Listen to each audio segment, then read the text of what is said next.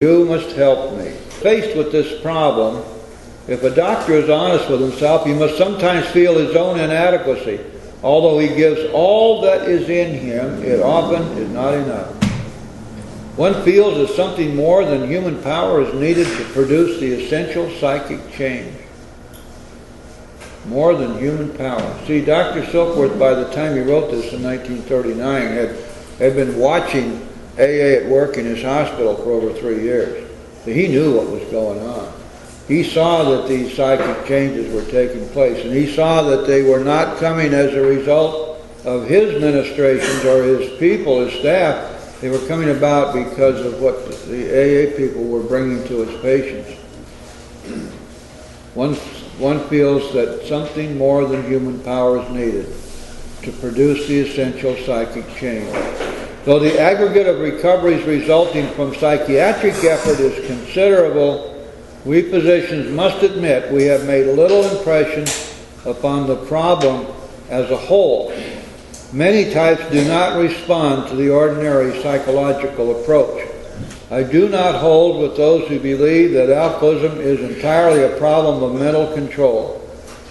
I have had many men who had, for example, worked a period of months on some problem or business deal which was to be settled on a certain date favorably to them. They took a drink a day or so prior to the date, and then the phenomenon of craving at once became paramount to all other interests, so that the important appointment was not met. These men were not drinking to escape. Listen to this now.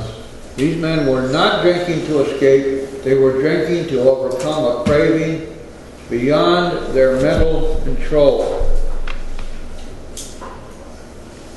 Now, all of this stuff, as you can see, is very, very essential to the first step. Anybody who's brand new, who hasn't read this and isn't reading it, if you're sponsoring them, go through these things with them carefully, because this stuff is absolute dynamite. This is what breaks down the denial. This is what brings some understanding to the new person, that they're not dealing here with badness or lack of willpower, they're dealing with a disease.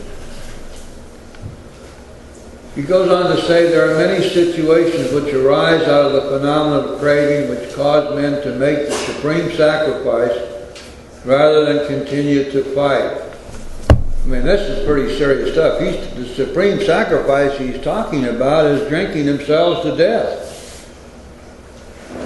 They would rather die than quit. And I'm sure there are people in here who have experienced something similar to that. I was talking to a guy yesterday who said that he was threatened with life imprisonment. And he was so sick, sore, and wounded from alcohol that he was looking forward to it. He would have a place to sleep, 3 meals a day, and no responsibilities. In other words, he would be escaping from life into a jail cell, and that he was so far down that at that point that looked real good to him. I don't know if anybody in here has ever been that low, but I suspect some of you have been. And if you have, you know exactly what we're talking about. But rather make the supreme sacrifice than to continue to fight. The classification of alcoholics seems most difficult and in much detail is outside the scope of this book. There are, of course, the psychopaths who are emotionally unstable. We're all familiar with this type. They're always going on the wagon for keeps. They are over-remorseful and make many resolutions, but never a decision.